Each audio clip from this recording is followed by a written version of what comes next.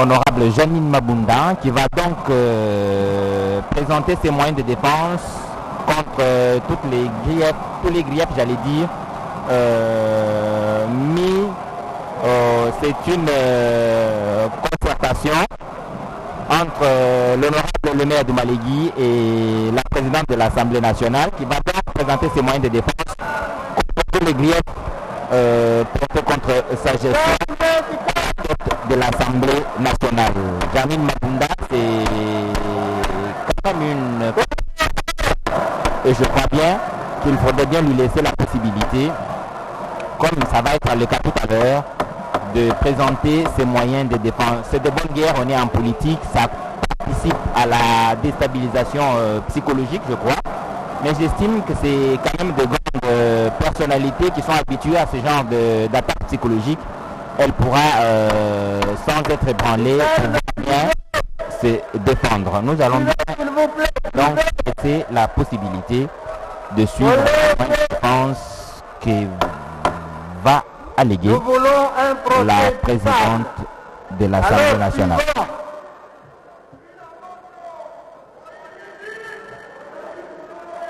Collègues, s'il vous plaît.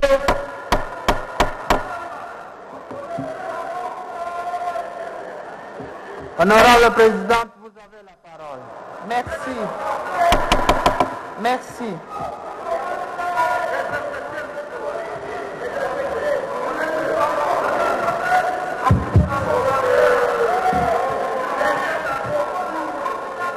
Honorable doyen d'âge, laissez-moi poursuivre. Honorable doyen d'âge et président. Voilà, laissez-moi poursuivre aussi. Honorable doyen d'âge et président, merci pour votre élégance de m'avoir appelé encore honorable président.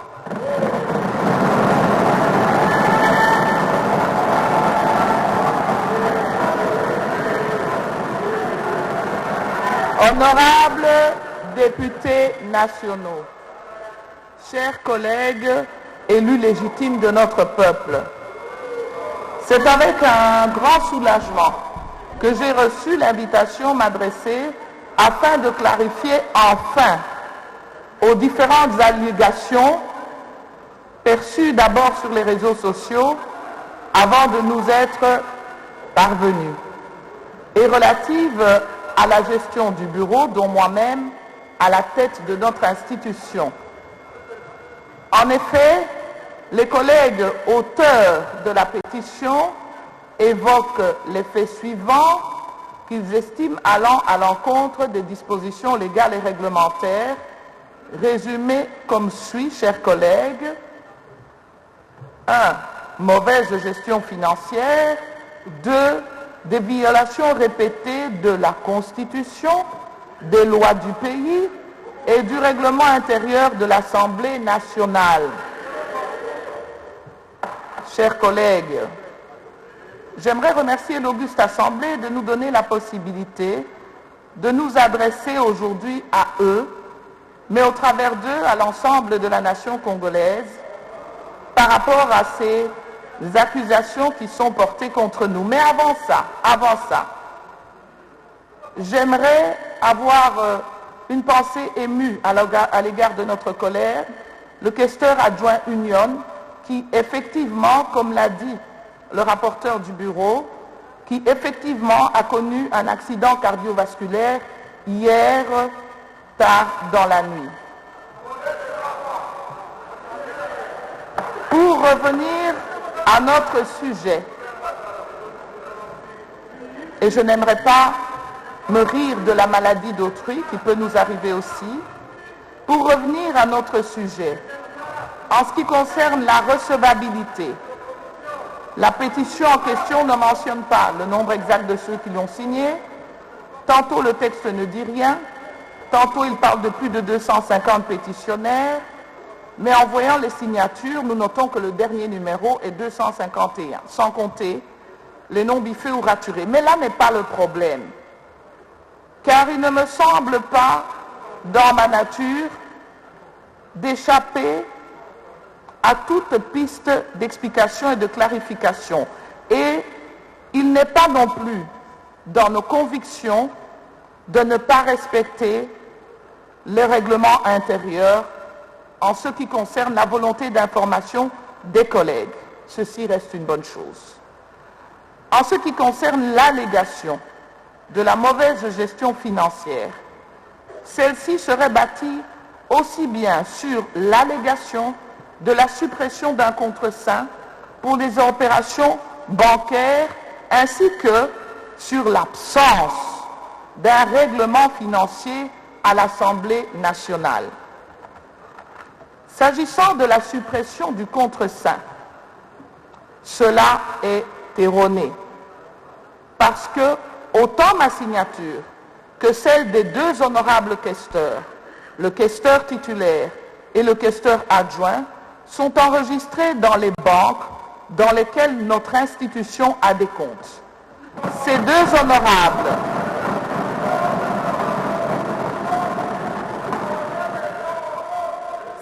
honorables signent les opérations bancaires et ce, depuis 2019 à nos jours, comme l'attestent certains documents que nous pourrons mettre à votre disposition. Je donne un exemple. Juin 2020, co-signature du questeur et du questeur adjoint. 31 octobre 2020, co-signature. 23 juin, co-signature. Sinon, comment expliquer, lorsque je suis absente, comment est-ce que l'Assemblée nationale va fonctionner s'il n'y a qu'une seule signature?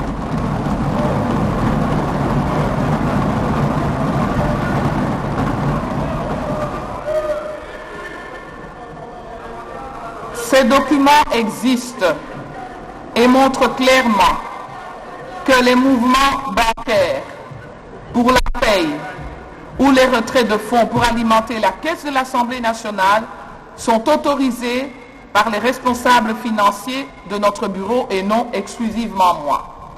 En ce qui concerne les opérations de caisse pour le compte de fonctionnement de l'Assemblée nationale, elles sont toutes soumises à notre double signature.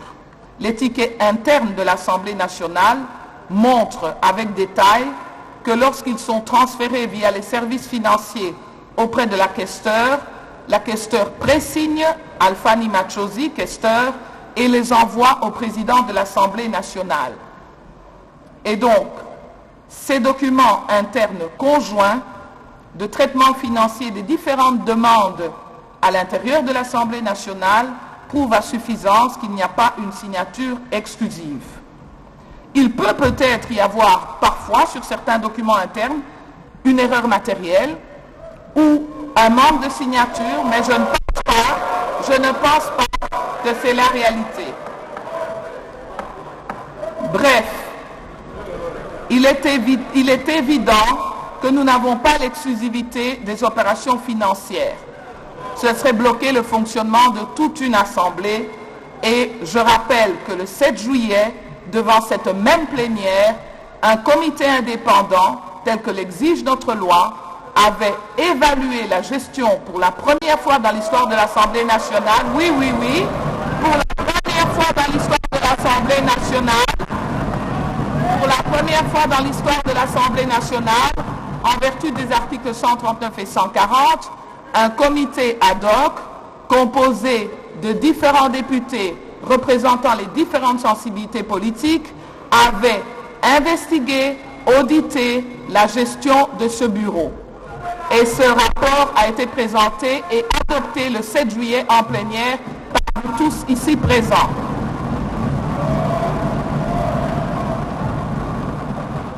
Il eût été utile à ce moment-là, in tempore non suspecto, de nous rappeler ces questions que vous avez posées. Toutefois, il faut savoir aussi qu'en vertu des articles 33 et 39, le président de l'Assemblée nationale exerce un rôle d'ordonnateur général, lui donnant un champ d'action et de supervision de l'ordonnateur délégué qui elle-même assure celle de ses services.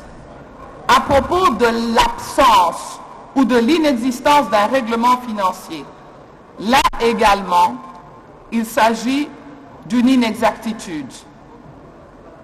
Il est possible que les collègues qui aient fait allusion à cette absence ne soient peut-être pas au courant de l'existence d'un règlement financier. Y a-t-il un règlement financier à l'Assemblée nationale? Quand nous sommes arrivés, avons-nous trouvé un règlement financier? Oui, il existe un règlement financier qui est d'application au sein de notre institution depuis la première législature de la Troisième République. Ce texte date de 2010. Nous l'avons trouvé laissé par nos prédécesseurs, alors que nous avons tous voté ce règlement intérieur dans les législatures passées. Ayant fait le constat, ayant été moi-même, à la suite de certains députés qui sont venus ici, ayant été moi-même surprise et ayant fait rapport au bureau de l'existence d'un règlement financier datant de 2010, nous avions pris l'initiative de réexaminer ce règlement financier compte tenu de ce constat de désuétude et nous avions sollicité une firme extérieure, un bureau recruté de façon tout à fait indépendante, KPMG, pour donner ses avis sur ce texte qui avait déjà été utilisé précédemment par mes prédécesseurs. Et il est ressorti de l'expertise de cette fiduciaire que ce règlement financier n'était plus adapté et qu'il nécessitait plusieurs améliorations. C'est ainsi que votre bureau avait sollicité des propositions d'amendement de ce règlement financier en travail et en synergie avec les services financiers de l'Assemblée nationale pour obtenir des amendements. Compte tenu du fait que l'Assemblée nationale avait sous sa tutelle une structure technique de longue expérience dans l'examen de ce type de règlement, les services de la Cour des comptes ont été également sollicités et les documents existent pour revoir le travail de nos services et de la dite fiduciaire. Cette façon de procéder avait l'avantage également d'intégrer les spécificités et les nouvelles modalités liées à la gestion des finances publiques. Divers courriers en font foi. Chers collègues, je voudrais vous dire aussi que, en ce qui concerne, en règle générale, les questions liées à ces préoccupations d'ordre financier et certaines faiblesses ou failles de non mise à disposition de tel ou tel avantage, il vous a été fait régulièrement rapport des difficultés et arriérés financiers dont l'Assemblée nationale était l'objet du fait de retards élevés au niveau du gouvernement. Nous en avons même parlé publiquement lors d'interviews. Et donc ceci a un impact aussi parfois sur le traitement de certaines situations. Dans cet effort de clarté, lorsque nous avions trouvé que nous étions dans ces difficultés de non mise à disposition de la dotation de l'Assemblée nationale, nous avions associé non seulement l'ECOFIN, mais aussi le groupe C26 auquel appartient M. Maembo, pour aller voir de façon transparente auprès des services du gouvernement ce qu'il en était. Et nous les en remercions. En ce qui concerne le cas repris à l'article 25, alinéa 3 de notre règlement intérieur, pouvant entraîner donc la déchéance d'un membre du bureau, je relève ce qui suit. Les collègues pétitionnaires reprochent au bureau la non-inscription de certaines matières à l'ordre du jour sans préalable les soumettre à la conférence des présidents. Je prends à témoin les membres de la conférence des présidents. Avant l'inscription de toute matière à l'ordre du jour, celle-ci recueille l'assentiment de ses membres en général.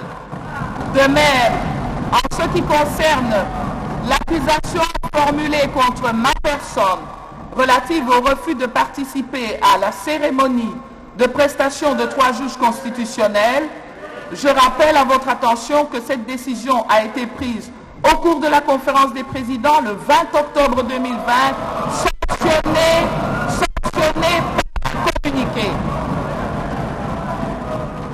Concernant l'observation sur la non-inscription à l'ordre du jour de certains textes ou rapports, nul n'ignore, comme nous tous dans d'autres institutions, qu'à partir de mars 2009, des mesures drastiques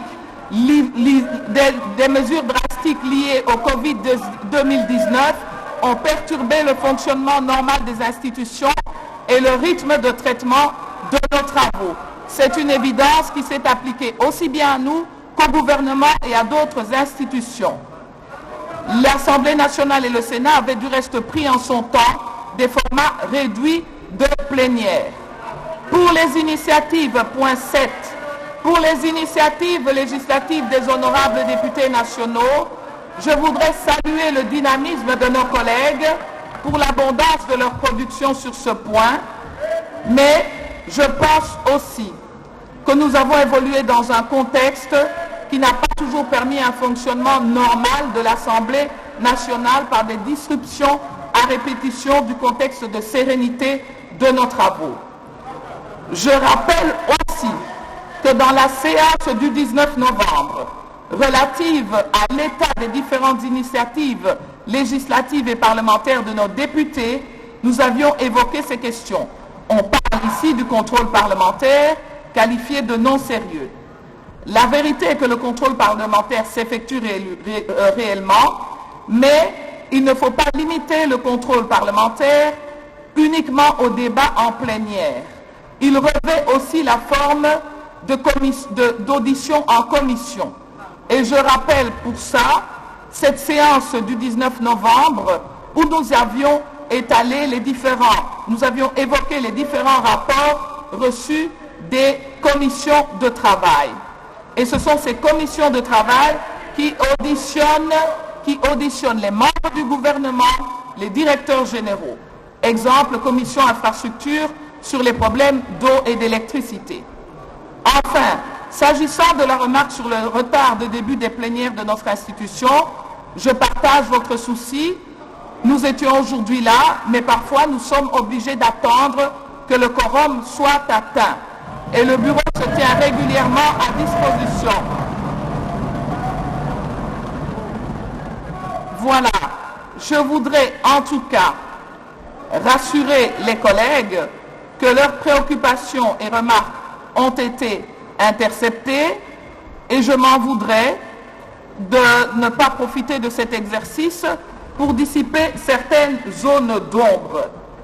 Mais par ailleurs, et comme de coutume, nous sommes dans un contexte complexe où les matières techniques demandent un fonctionnement optimal de notre Assemblée et un fonctionnement optimal suppose des moyens réguliers mis à disposition et un contexte de sérénité qui nous permettent d'avancer.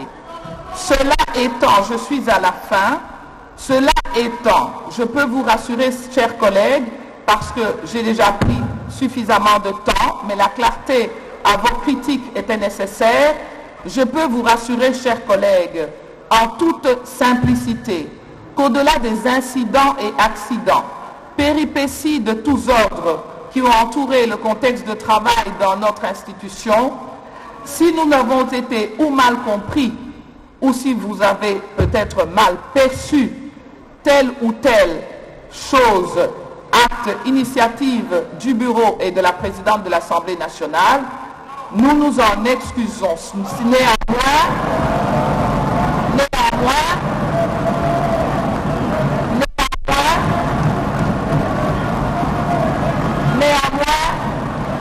l'Assemblée nationale est une institution complexe avec ses 500 députés et ses 1000 employés que je remercie ici. Et cela étant dit, se basant sur les éléments purement techniques et non politiques, j'invite l'auguste Assemblée à rejeter cette pétition formulée à notre endroit.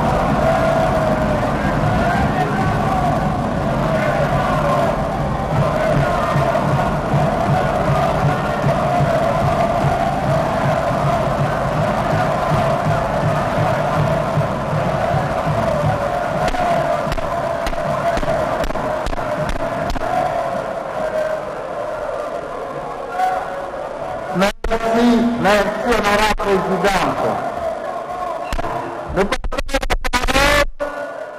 au deuxième vice-président, honorable Amade.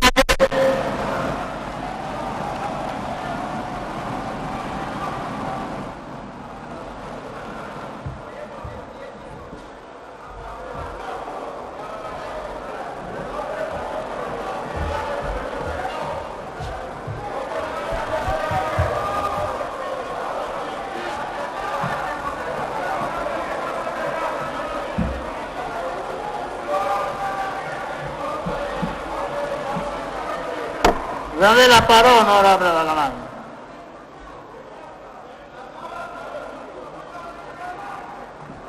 Honorable président de séance,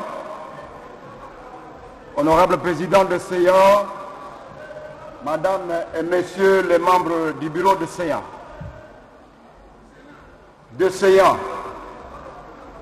je voudrais commencer par quelques préalables.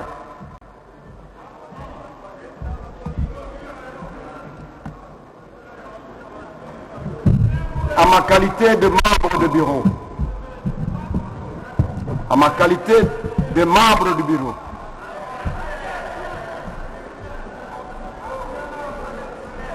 Monsieur le Président, est-ce que je peux être protégé? Oui, collègues. Collègues, s'il vous plaît, suivez. Merci, honorable Président.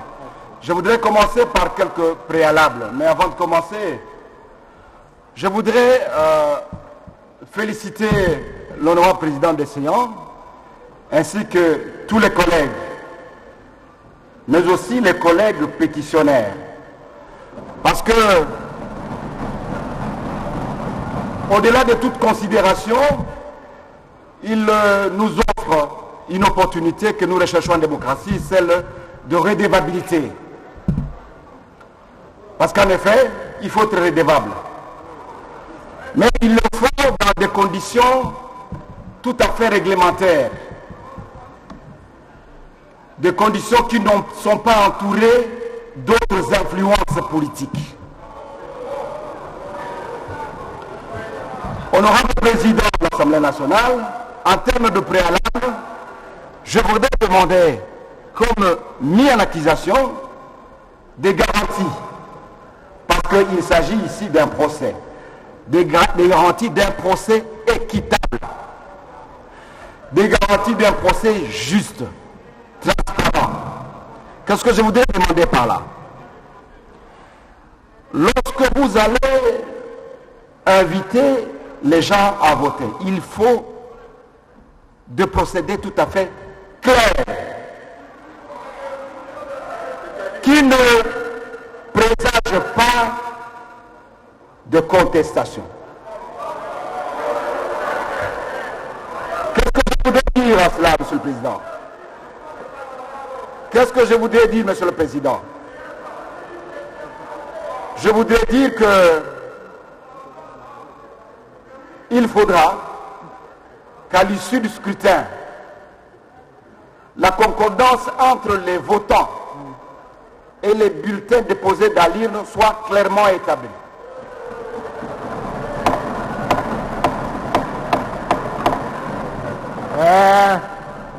Honorable Président, nous sommes... Honorable vice-président, s'il vous plaît.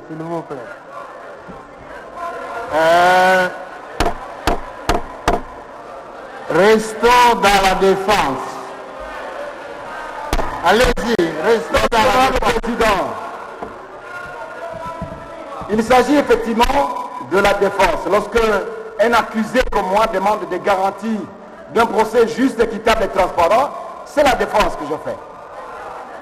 Et l'article 25, honorable Président, consacre le caractère contradictoire de ce procès. Ça, c'est un procès parlementaire. Alors, j'ai suffisamment de temps parce que je suis accusé. Alors, honorable Président, d'abord, je voudrais vous dire que j'ai reçu la pétition. Elle est devant moi. Elle est signée par des collègues, certainement. Mais dans sa rédaction, elle renferme des affirmations qui ne sont pas vraies. D'abord, la première chose, s'il est vrai que les membres du bureau peuvent être poursuivis à l'initiative de 50 collègues signatures de la pétition, mais dans les affirmations, on dit, en ce qui me concerne, on énonce un chiffre supérieur à la liste de pétitions que j'ai reçues. Ça, c'est une première chose. Et je voudrais que la plénière me rencontre dans ce moyen, dans cette exception. Parce que d'abord, ça pose de préjudice on a répandu dans les réseaux sociaux un chiffre, alors que lorsqu'on vous le signifie, ce n'est pas ça exactement. De sorte que je me pose la question, est-ce que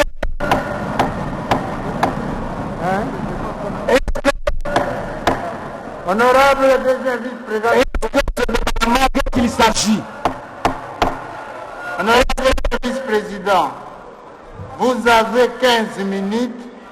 Allez à l'essentiel. Allez à l'essentiel. Bien, honorable président, j'aurais voulu avoir beaucoup de temps. Alors, s'agissant de deux accusations portées à ma personne, d'abord, je retiens une première chose. La première, l'incapacité de la mise en œuvre de moyens d'information et de contrôle parlementaire. Je voudrais dire ici qu'il y a peu, il y a en tout cas près de moi, votre bureau est venu ici, dans cette plénière, et vous a présenté les tableaux, d'abord des initiatives et de contrôle parlementaire. Et vous avez approuvé ce rapport. Ce rapport était très éloquent. Mais je voudrais aussi féliciter les collègues parce que notre législature a fait une production appréciable parce qu'il y a ce qu'on pourrait qualifier d'inflation de la production parlementaire en ce qui concerne les initiatives et le contrôle parlementaire. Mais je voudrais vous dire, chers collègues, les commissions travaillent. Toutes les commissions ont auditionné les membres du gouvernement. Et d'autres sont en train d'auditionner les membres du gouvernement. Les commissions sont en train d'auditionner les chefs d'entreprise publiques. Est-ce qu'il ne s'agit pas de contrôle parlementaire? Votre plénière, ici, a auditionné les membres du gouvernement, a traité de questions orales avec débat. Il s'agit là d'un contrôle parlementaire. Alors on pourrait dire que les membres du bureau auraient privilégié telle ou telle question. Mais vous savez vous-même que notre procédure exige que lorsqu'une initiative est présentée, qu'elle soit d'abord examinée par notre bureau d'études. Et ça passe par là. Donc, l'incompétence dont on parle, elle ne se justifie pas. Qui parle, chers collègues? Elle ne se justifie pas. L'incompétence doit être constatée. Elle n'est pas constatée dans les cas d'espèce. Le deuxième moyen mis à ma charge, c'est notamment la carence dans la gestion de nos relations avec la Cour des comptes. Je voudrais quand même préciser une chose. La mise en mouvement des actions de contrôle et de poursuite de la Cour des comptes ne dépendent pas de l'injonction de l'Assemblée nationale. L'Assemblée nationale n'a aucune injonction à donner. Ce sont des cours indépendantes comme toutes les autres cours. Et donc, ne vous attendez pas à ce que le bureau instruise la Cour des comptes un jour pour diligenter tel ou tel contrôle ou telle enquête. Ce n'est pas possible. Deuxième chose, lorsque nous sommes arrivés aux affaires, nous avons trouvé une Cour des comptes gorgée de 70% des membres éligibles à la retraite. D'autres attendent jusque maintenant la prestation de serment. Leur nomination, leur relèvement, la programmation de la prestation de serment ne dépend pas de l'Assemblée nationale. Et l'Assemblée nationale, de ce point de vue, a fait rapport à qui des droits. Et donc, ce n'est pas de notre compétence, chers collègues. La défaillance criante dans la gestion de la sécurité sociale. Non, chers collègues, je voudrais quand même vous regarder tout droit dans les yeux. Il y a quelques mois, je vous ai transmis, à vous tous, une note de procédure, vous informant la procédure, vous déclinant la procédure par laquelle nous devons passer pour être pris en charge médicalement. Et beaucoup d'entre vous m'ont répondu en disant, cette procédure nous satisfait. Et nous avons institué, votre bureau a institué désormais, a pris à votre bureau a signé une convention avec des formations médicales dans lesquelles désormais nous nous rendons, nous, ainsi que nos membres de famille, et ils sont pris en charge de manière satisfaisante. Et de sorte que ce motif n'est pas tout à fait valable. Ça, c'est la première chose. S'agissant de remboursement, nonobstant le fait que les finances publiques ou le gouvernement a fait, à un moment donné, une indélicatesse, celui de ne pas envoyer les frais de fonctionnement à temps, mais nous avons répondu, dans la mesure du possible, aux demandes de remboursement, de sorte qu'aujourd'hui, si je comptabilise les remboursements qui ont été faits, tant pour les députés que pour les ayants droit, parce qu'il faut considérer que nous sommes à 2500, chaque député ayant en moyenne 5 membres de famille. Nous avons 2500 et 625 remboursements ont été effectués, grâce à votre bureau.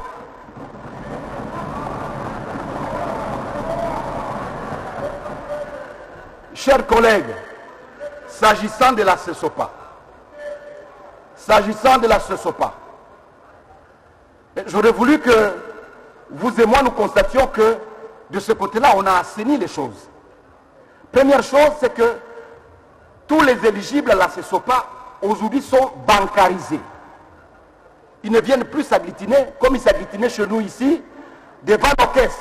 Ils sont tous bancarisés, de sorte que votre tante, qui est veuve d'un ancien député, qui se trouve à Monéditou, s'il y a une banque, elle peut rester chez elle et recevoir son argent à la banque. Ça se fait, c'est du concret. C'est du concret. C'est du concret. Tous nos collègues ayant droit à la CESOPA aujourd'hui sont alignés dans des banques et reçoivent régulièrement. Et au moment où on vous parle, ils n'ont pas vraiment d'arriéré. Et je voudrais produire dans ma farde des lettres de remerciement au bureau, de sorte que périodiquement, nous sommes en réunion avec les membres de la CESOPA pour examiner la question à laquelle nous faisons face.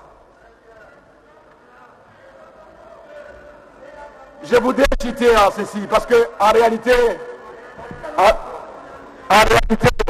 je voudrais citer en disant, parce qu'en réalité, les griefs qui ont été mis à ma charge,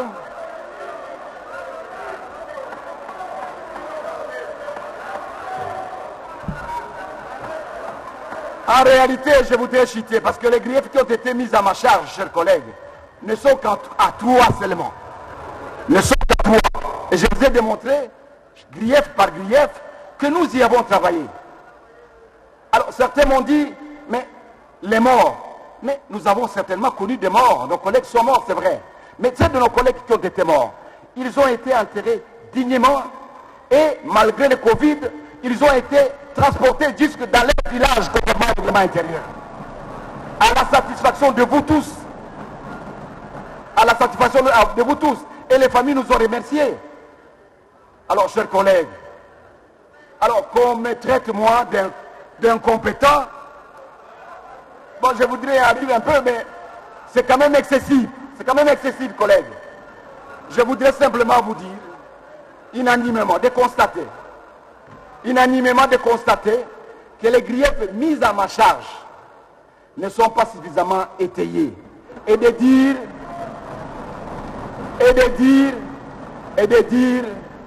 non recevable, non fondée cette pétition. Merci, je vous remercie, chers collègues.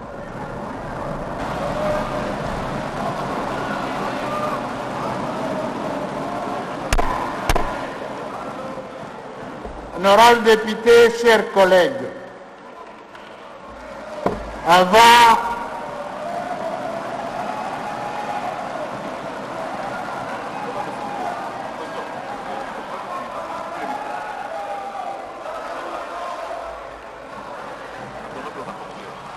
répondant aux griefs portés contre lui dans la pétition qui le met en cause. À présent, ce sera le rapporteur, j'imagine. Oui, ce sera le rapporteur qui va devoir passer pour présenter ses moyens de défense. Twasakijila idichala kuti benatanda bonso vikira balonda chisanji cha jitunga tutusangize munzubu wachimo mwendo abukalenga mwabuji bachipuita bajitunga basangi la. Honorables députés, chers collègues,